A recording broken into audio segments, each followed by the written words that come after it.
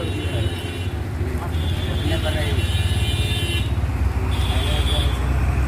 आप देख रहे हैं न्यूज़ मंच और मैं हूँ विशाल वैभव। आज दिन भर की क्या कुछ खबरें रही हैं जिसकी जहाँ श्याम रजक राजद छोड़ चुके हैं और क्या कुछ राजनीतिक गलियारों से बड़ी खबर रही है, छोड़ जाते हैं आपको तमाम खबरों के साथ। बने रहिए न्यूज़ मंच के साथ।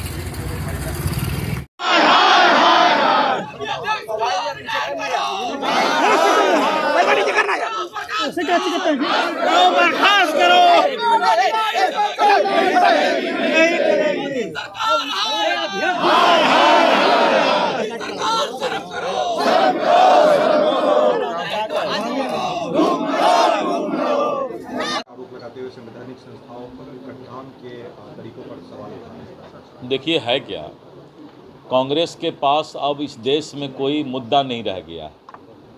या तो कांग्रेस तुष्टीकरण की राजनीति करती है, या अगर उससे समय बचता है तो भारत सरकार के एजेंसियों पर उंगली उठाने का काम करती है। आप ये बताइए कि कांग्रेस ने सेना पर उंगली नहीं उठाया क्या? जब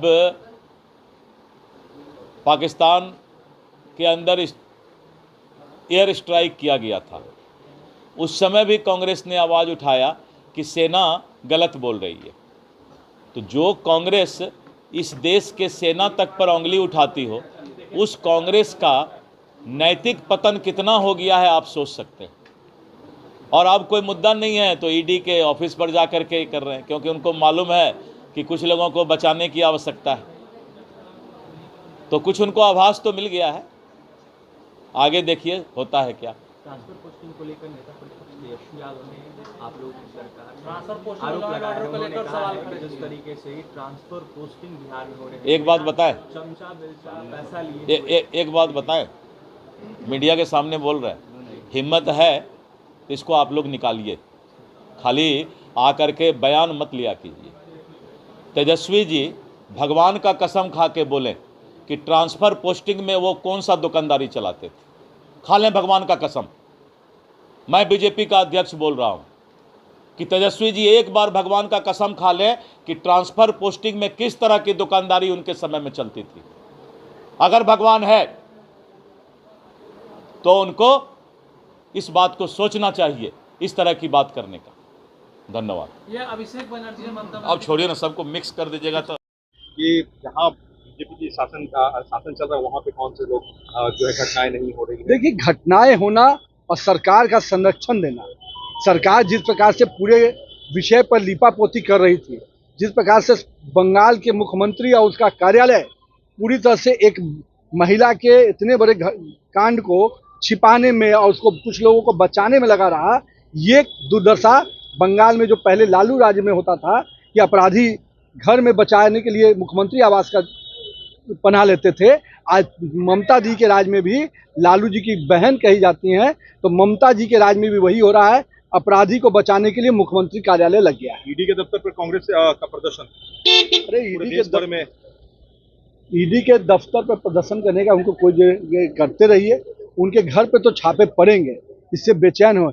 आज जिस प्रकार से ईडी की रात में नींद क्यों नहीं आ रही उनको, क्यों नींद इसलिए नहीं आ रही है कि उनको भय है कि जो उन्होंने काला धंधा किया है, काले कारनामे किए हैं, उसको ईडी निश्चित रूप से लाएगी, तो लाने पर उनको डर है। तब बिहार में अपराधियों को सत्ता का संरक्षण प्राप्त था। सरेआम लूट, हत्या, बलात्कार, अपहरण होता था और अपहरणकर्ताओं की डील कहाँ से होते थे? वहीं से डील होती थी। और उन लोगों को जिनके राष्ट्रीय अध्यक्ष जिस दल के खुद सजा याफ्ता रहे हैं, ऐसे लोगों को अपराध पर बोलने का हक अधिकार है क्या? लेकिन आज के दिन हमारे सरकार में कोई यह नहीं कह सकता है कि अपराधियों को सत्ता का संरक्षण प्राप्त है। अपराध होता है, तुरंत अपराधी पकड़े जाते हैं, उनको सजा मिलती है। इसीलिए ऐसे लोगों को बोलने का अधिकार है क्या? कांग्रेस भी आज प्रोटेस्ट की है। अरे वैसे चूँकि ये गंभीर मामला है, सरकारी एजेंसियों की भूमिका संदेह के घेरे में है। जिस तरह से एक उद्योगपति को तरह तरह से मदद की गई है और फ़ायदा पहुंचाने की कोशिश की गई है, वो एक तरह से बेनकाब हो गया है। ये अपने आप में चिंता का विषय है कि ईडी जैसी संस्था, सेबी जैसी संस्था भी संदेह के घेरे में आ गई है। आखिर इस देश में हो क्या रहा है? एक ही चुनिंदा 2-4 उद्योगपतियों को लगातार सरकारी मदद दी जाती है, कभी उनके कर्जे माफ़ किए जाते हैं, कभी विदेशों में उनके लिए ठेके दिलवा दिए जाते हैं, नाना प्रकार की चीज़ें उनको सहूलियत दी जाती है, सरकारी संस्थाएं उनके नाम से कर दी जाती हैं, एयरपोर्ट हो, पोर्ट हो, सब कुछ अडानी को ही दिया जा रहा है। आखिर क्या वजह है? उसमें सेबी जैसी संस्था भी इन्वॉल्व हो गई है। हिडनबर्ग ने उसको इस तरह से एक्सपोज कर दिया है।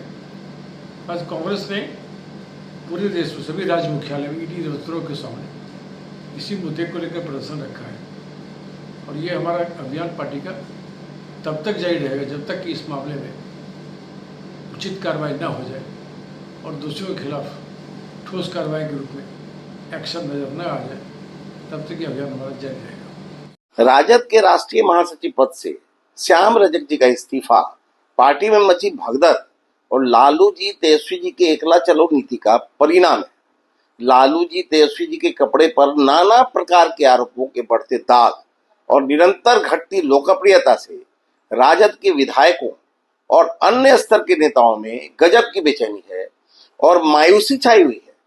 शतरंज के मोहरे को चलने में माहिर पिता पुत्र ने ऐसी चाल चली कि श्याम रजक को बाहर का रास्ता देखना उनकी मजबूरी बन गई। राजद से दिल टूटने वालों की लिस्ट काफी लंबी है। अभी तो शुरुआत है, आगे आगे देखिए होता क्या है। देखिए, हमारे दल के राष्ट्रीय महासचिव रहे श्याम रजक जी की एक पत्र उनके ही सोशल साइट पर तैरता हुआ मैंने देखा कि हमने राष्ट्रीय महासचिव से इस्तीफा दिया है। जब वो आए थे, किस अवस्था में थे, किस रूप में उस दल में कराह रहे थे, बाबत यहाँ आए थे, गले लगाया गया, स्वस्थ हुए, ऑक्सीजन लेवल यहाँ बढ़ा। मैं जानता हूँ कि वो शतरंज के खिलाड़ी हैं, मोहरे खूब चलते हैं, तेजस्वी तो गले लगाना जानते हैं। उनकी पुरानी आदत है इस दल में उस दल में जाने का, इससे कौन वाकिफ नहीं है। सब मंत्री